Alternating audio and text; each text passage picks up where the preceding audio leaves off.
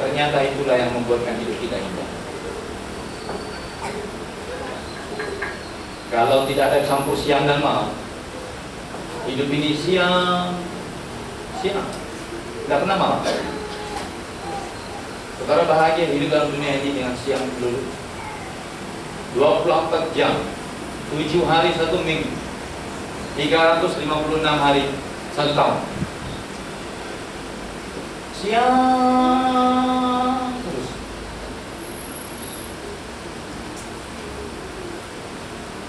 Atau sebaliknya, malam. Supaya orang Kristen boleh nyanyi malam kudus sepanjang saat.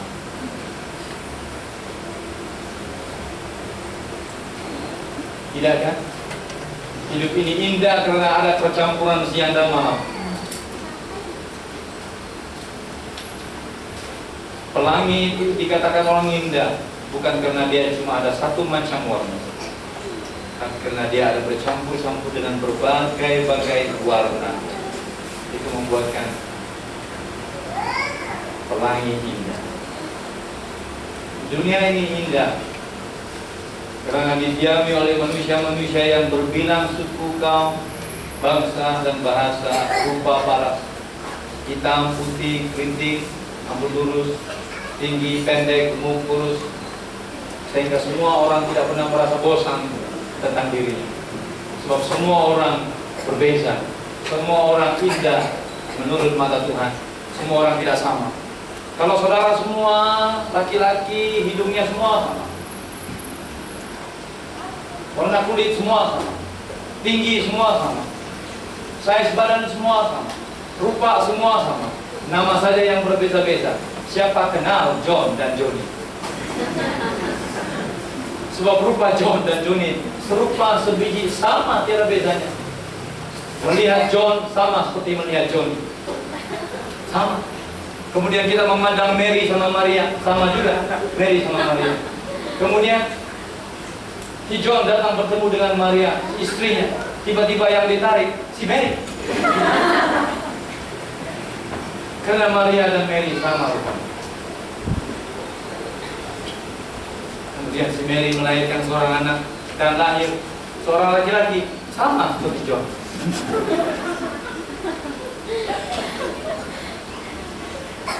Betapa penuhnya malapetaka dalam dunia ini kalau tidak. Apabila anak John dan Mary besar, silap-silap Mary bercinta-cinta dan berkasih sayang dengan anaknya John, yang kebetulan sama rupa dengan John. Tapi hidup ini indah karena ada percampuran. Kita tidak akan bahagia kalau dunia ini tidak ada percampuran atas susah dan senang. Lalu,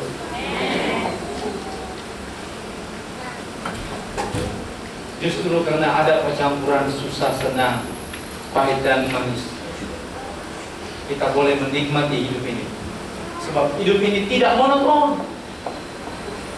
Hidup ini berbagai. Dan kita boleh belajar daripadanya.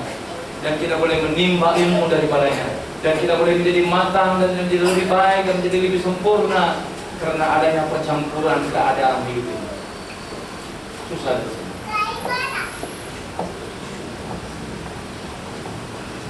Sebab itu hari ini kita semua ditantang dan ditentang dan dicabar. Apakah Tuhan boleh mempercayakan kita dengan permasalahan?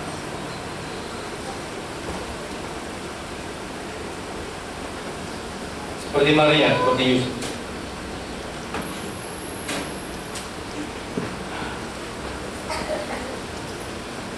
Kita hanya perlu belajar seperti Yusuf. Yusuf boleh mengalah. Yusuf boleh memilih untuk berkata, Tuhan, aku bosan dengan janji-janjimu. Di Mesir ada banyak Tuhan, ada banyak patung, ada banyak dewa. Yusuf mungkin boleh memilih dan berkata, kemungkinan mungkin dewa-dewa, salah satu dari dewa yang ada di Mesir, boleh memberi pengharapan baru, boleh menukar hidupku, boleh membaiki hidupku. dan meninggalkan Tuhan yang benar. Tapi Yesus konsisten dalam iman. Saudara-saudara dengar baik-baik. Apapun masalah dan persoalan hidup saudara, bagaimanapun keadaan hidup saudara, hidup dalam dunia yang sementara ini, kita bukan selama-lamanya hidup dalam dunia ini. Itu berarti susah dunia ini tidak akan selama-lamanya menghantui kita. Akan tiba masanya, saatnya akan sampai kita lepas daripada semua permasalahan dunia yang sementara ini. Sebab itu saudara dan saya, mari kita tekun dalam Tuhan, supaya nanti Tuhan bawa kita untuk berada di dunia yang sudah tidak ada susahnya, yang ada cuma senangnya, yang sudah tidak ada air mata,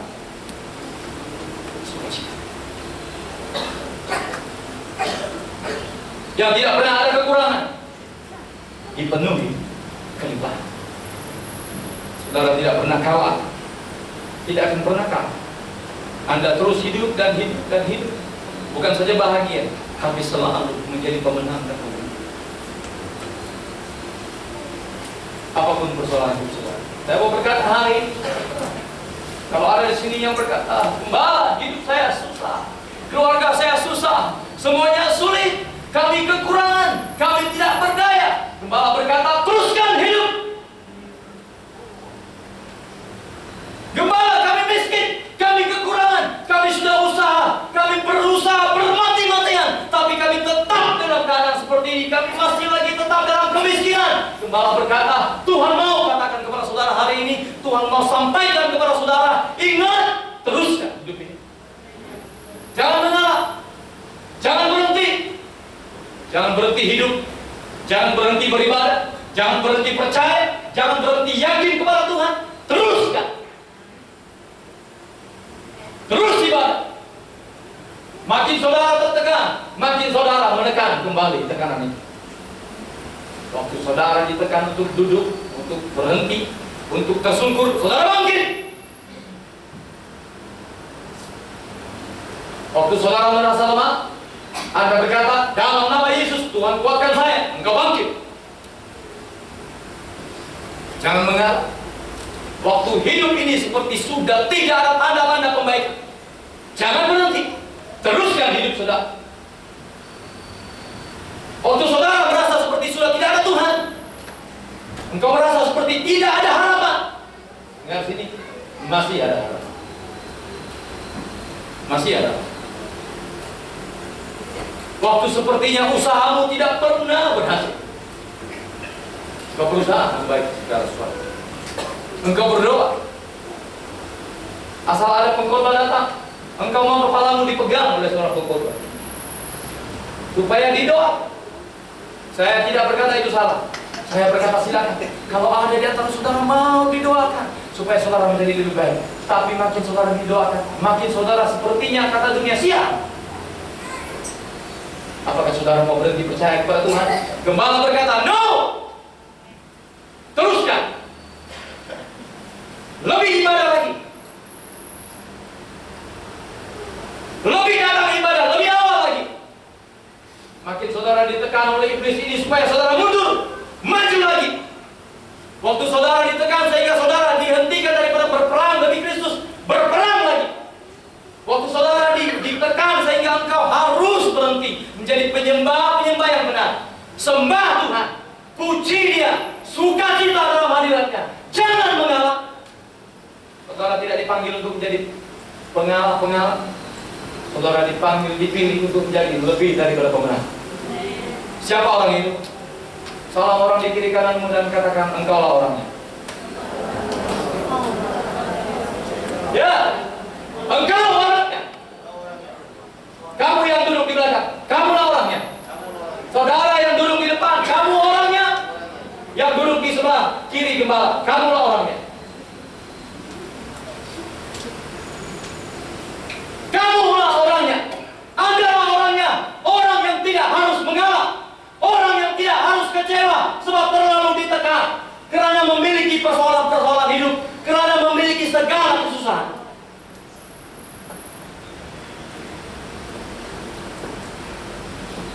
Terus Terus lari, konsisten dengan larianmu. Jangan berhenti dan berjalan. Orang berlari, jangan lari jalan. Terus berlari. Sekalipun yang kita kejar tidak kelihatan, kita terus lari. Sebab ternyata yang kita kejar itu sedang berlari bersama dengan kita. Dia hanya mau membawa kita kepada satu garis penamat. Dan garis penamat itu hanya akan kita temukan waktu dia berkata, finish. Waktu dia berkata, berhenti. Waktu dia berkata, engkau sudah sampai. Jangan kecewa sebab saudara tidak melihat garis-garis penamat dalam hidupmu.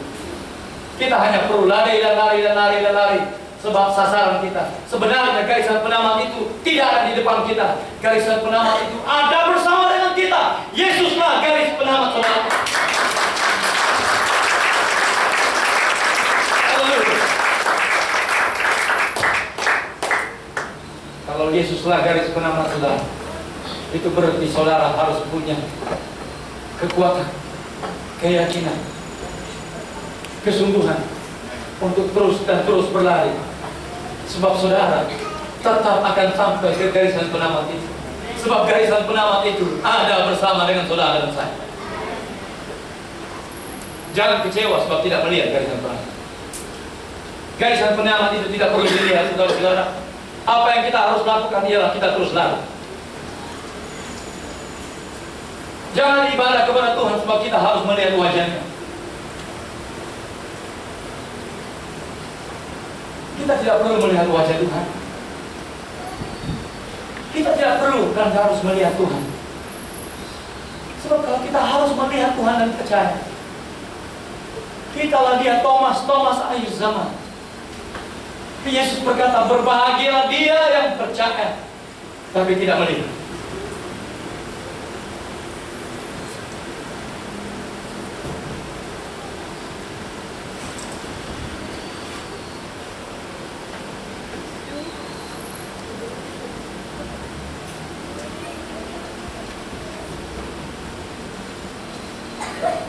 Saya tahu ada banyak orang yang komplain. Saya tahu ada banyak orang berkata, malah susah. Ada bapak, ada suami yang berkata, susah malah saya bermati-matian, saya bertunggus. Saya siap malam bekerja. Saya bertunggus-tunggus bekerja demi untuk istri dan anak-anak saya. Apa salahnya saya? Saudara-saudara, tidak ada salah. Itulah tanggung jawab seorang suami. Itulah tanggung jawab sebagai seorang bapak. Kau harus bekerja untuk keluarga. Tanggung jawab. Jangan kecewa sebab engkau harus melalui kesulitan. Itulah dia package kehidupan. Tapi kecewa kalau engkau tidak pernah melalui gunung-gunung untuk didaki. Sebab kalau kita tidak pernah mendaki dan melalui gunung-gunung kehidupan ini, sebenarnya kita belum lagi hidup. Halo? Kita belum lagi hidup. Berbahagialah saudara kalau sudah mendaki sebuah gunung. Engkau sudah melalui hidup. Apalagi kalau engkau mendaki gunung-gunung kehidupan itu bersama dengan Yesus. Jangan kecewa karena engkau harus bertunggus-tunggus. Engkau dipercaya Tuhan, sebab itu Tuhan antar engkau ke dalam dunia ini. Dan dia mempercayakan kepada engkau tanah untuk dikerjakan. Tuhan berkata kepada Adam, dengan jerih payah engkau akan bekerja sehingga bumi menghasilkan buah, mengeluarkan hasil. Itu janji Tuhan. Saya percaya. Kamu bapak, kamu ibu, usaha di dalam Tuhan berbeza dengan usaha di luar Tuhan. Sebab kalau kita usaha di dalam Tuhan, suatu masa Tuhan akan mengembalikan jerih payahmu, membalas jerih payahmu. menghargai jerih payahmu, menghargai susah payah kau di dunia ini. Nanti, bila nanti saudara perlu kekuatan untuk menunggu sampai selepas dunia ini, nanti kita semua masing-masing akan memiliki perjanjian-perjanjian itu. Takut, belajar, harap, percaya. Jangan mencari Tuhan hanya waktu kita senang. Carilah, ibadahlah, dan percayalah, dan hormatlah, dan hargailah Tuhan waktu susah dan senang. Kita baca ayat yang terakhir. Paulus pernah berkata,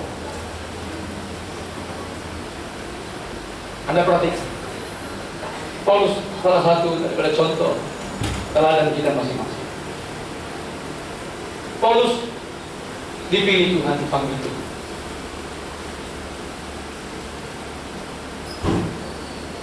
Dan waktu Tuhan panggil Paulus, Tuhan hanya berkata kepada Paulus, engkau akan memberitakan Injil, engkau akan menjadi saksiku kepada bangsa-bangsa. Tuhan tidak janjikan, Tuhan tidak katakan dan kabarkan dari awal-awal bahwa Paulus akan menghadapi batu, penjara, ombak di laut, pasukan ular, dan hukuman mati. Tidak. Dan suatu saat dia berdoa supaya renjau, supaya masalah. Dia berkata, aku sudah 3 kali minta supaya utusan iblis dijauhkan daripada hidup. Saudara baca 2 Korintus 12 ayat 9.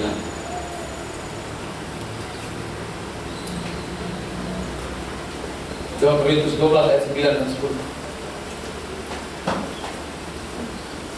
Dijawab Tuhan kepadaku, cukuplah kasih karunia bagimu. Sebab justru dalam kelemahanlah kuasaku menjadi sempurna. Sebab itu terlebih suka aku bermegah atas kelemahan itu, supaya kuasa Kristus turun menaungi aku. Karena itu aku senang dan rela di dalam kelemahan, di dalam siksaan, di dalam kesukaran, di dalam penganiayaan dan kesesakan oleh kerana Kristus. Sebab jika aku lemah, maka aku kuat. Sebab jika aku lemah, maka aku kuat. Sebab itu saudara dan saya adalah benar, adalah baik kalau kita semua selalu merasa lemah di hadapan Tuhan. Sebab kalau kita lemah, kalau kita merasa lemah, kita diperkuat. Paulus berkata, itu sebabnya aku lebih suka bermegah di dalam kesukaran, dalam penganiayaan, di dalam kelemahan, di dalam siksaan, di dalam apapun kesukaran dan penganiayaan, kesesakan demi Kristus. Sebab waktu kita hidup di dalam dunia ini, tolong jangan salah mengerti, saya tidak berkata bahwa untuk selama-lamanya saudara yang hidup dalam dunia ini tidak akan pernah menikmati baik, tidak akan pernah menikmati kesenangan. Itu sebabnya kita berdoa supaya berkat perkenanan Tuhan turun atas kita semua. Sebab kita percaya masanya akan tiba, saatnya akan tiba, keluargamu akan diberkati Tuhan. Saudara yang selama ini bertukus lulus bersusah payah, berjerih payah untuk bekerja demi keluarga, suatu saat nanti jerih payahmu diperhitungkan Tuhan, engkau akan diberkati nanti. Jangan pernah merasa bosan gara-gara apa yang kita lihat hari ini. Sebab itu kita belajar untuk melihat ke depan. Pandanglah janji Tuhan kepada saudara. Ingatlah janji Tuhan atas keluargamu. bahwa tidak selama-lamanya hidupmu harus seperti itu. Tapi selama-lamanya dalam suka dan duka, Tuhan akan menyertai saudara. Tuhan akan menyertai keluargamu. Tuhan memperhatikan hidupmu. Dia tidak akan selama-lamanya tinggalkan dan abaikan hidupmu, tapi Dia akan selama-lamanya ada bersama dengan saudara.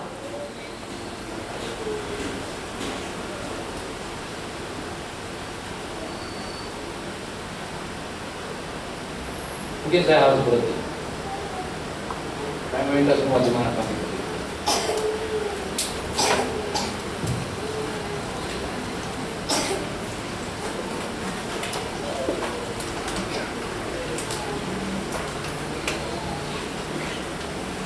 Saudara mengaku bahwa saudara dipenuhi dengan suka dan duka.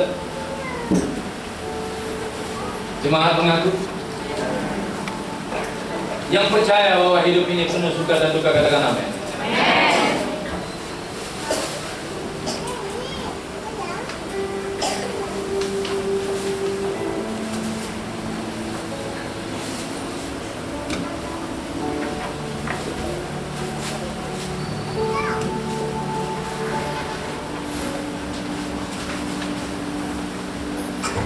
Tuhan sayang, Tuhan cinta, Tuhan berkenan kepada mereka yang sedang.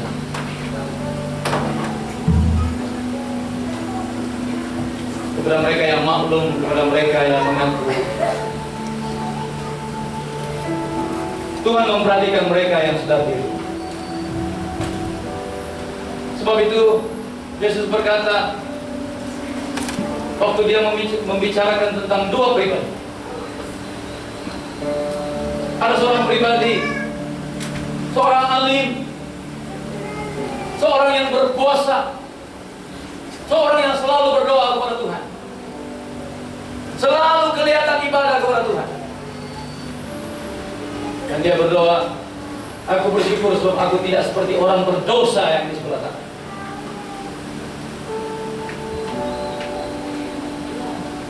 Dan seorang pribadi yang lain berdoa kepada Tuhan dan berkata, sambil memukul-mukul dirinya, untuk memandang ke atas pun dia tidak berani. Tapi dia mengaku, dia berkata, aku hina, aku lemah, aku tidak layak, Tuhan, aku tidak layak, aku berdosa, aku banyak kesalahan. Yesus berkata, itulah dia doa yang diperkenankan Tuhan. Itulah dia doa yang dilihat Tuhan, yang diterima Tuhan. Bukan doa orang alim sebentar kan, doa orang yang sedar, doa orang yang tahu siapa dirinya, doa orang yang mengerti keadaan hidupnya, doa orang yang tahu bahwa dia memang perlukan Tuhan, doa orang yang sadar bahwa di dalam hidup ini ada susah dan senang, dan hanya Tuhan yang boleh memberikan keseimbangan. Hari ini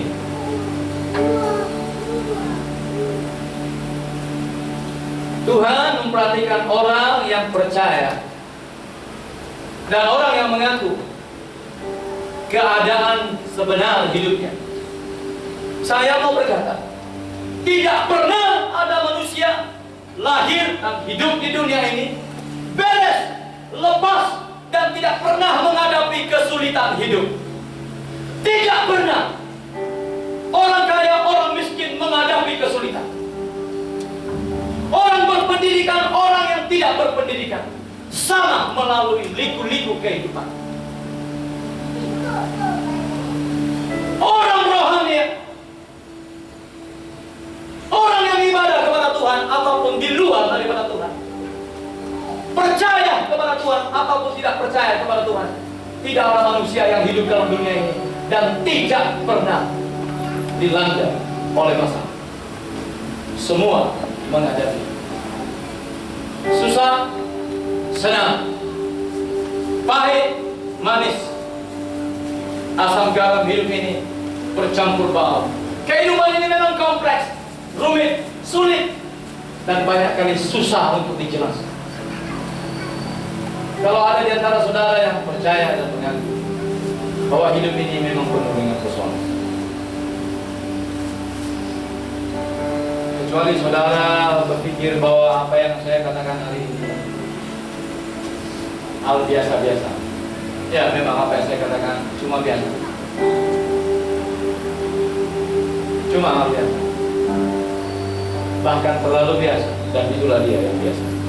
Hidup kita bercampur baur dengan masalah, kesulitan, persoalan, kesulitan,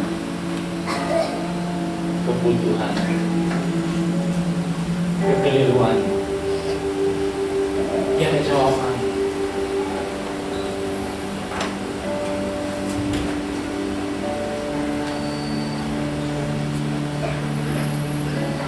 Saya meminta saudara yang percaya. Saya minta kepada saudara yang percaya bahwa hidup saudara dipenuhi dengan percampuran duka-duka, senang. Yang sendiri sadar bahwa hidupnya memang dilanda oleh berbagai masalah. Apapun masalah itu, masalah pribadi, masalah keluarga, masalah keuangan, masalah ekonomi, masalah pekerjaan, masalah perhubungan, masalah ibu, masalah bapak, masalah suami istri. Angkat tangan saudara. Jangan angkat kalau engkau tidak ada masalah. Jangan angkat kalau engkau tidak ada masalah. Kalau engkau seorang ibu dan engkau tidak ada persoalan, jangan angkat tangan. Kalau engkau seorang bapak dan engkau tidak ada persoalan, tidak perlu angkat tangan. Tapi kalau engkau seorang pribadi dan engkau percaya dan engkau tahu, engkau sadar bahwa ya hidup saya ada masalah.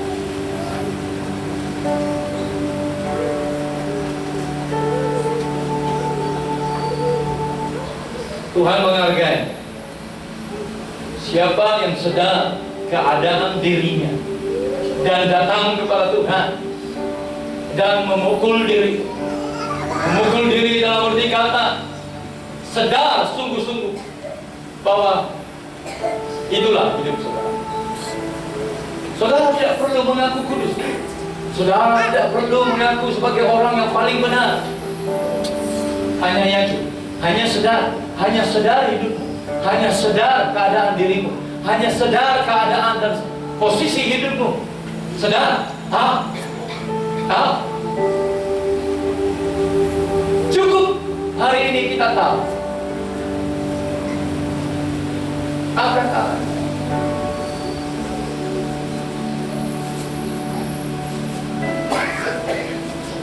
Tuhan tidak mencari dan Tuhan tidak mau melihat berapa banyak yang saudara sudah kerjakan. Saya percaya hari ini kalau Tuhan berkenan sungguh-sungguh untuk datang dan melawan gereja kita untuk mengingatkan bahwa benar hidup ini penuh dengan suka dan duka, dan kita harus lalui ini semua dengan iman, dengan percaya, dengan ibadah kita yang sungguh-sungguh dan bertambah dari masa ke masa. Tuhan mau melihat siapa yang tahu keadaan diri. Hanya mereka yang sadar keadaan dirinya yang boleh dibantu, yang ditolong oleh Tuhan. Di luar daripada itu Tuhan tidak akan dapat berbuat apa.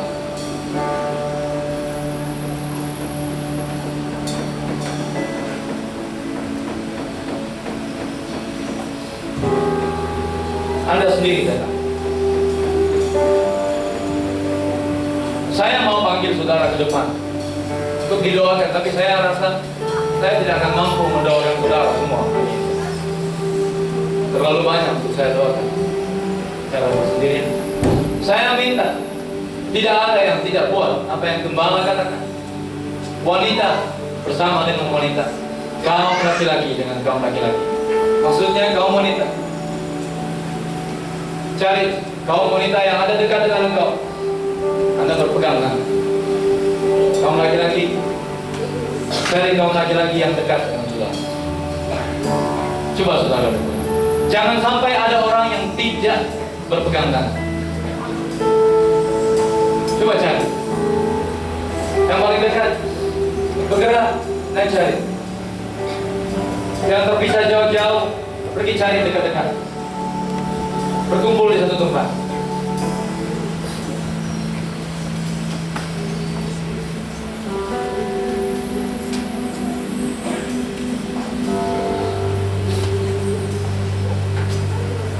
Jadi sebagai orang yang sedar, mari hari ini kita jadi gereja yang sedar.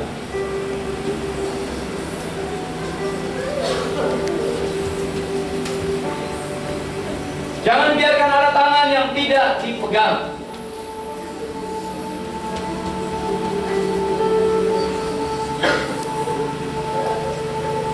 Anda harus sedar. Orang yang saudara sedang pegang tangannya itu adalah orang yang sedang dilanda oleh persoalan dan kesulitan ini. Anda harus tahu itu. Dan Anda harus mengaku.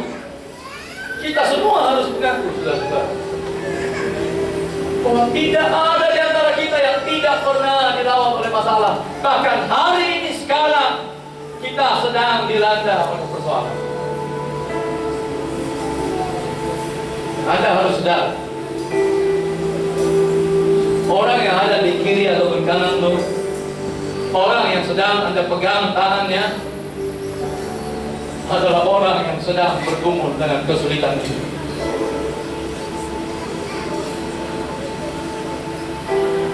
Doakan orang yang Anda pegang tangannya. Aktifkan iman yang ada pada saudara. Saudara percaya kepada Tuhan. Tuhan berkenan untuk memakai setiap dari saudara.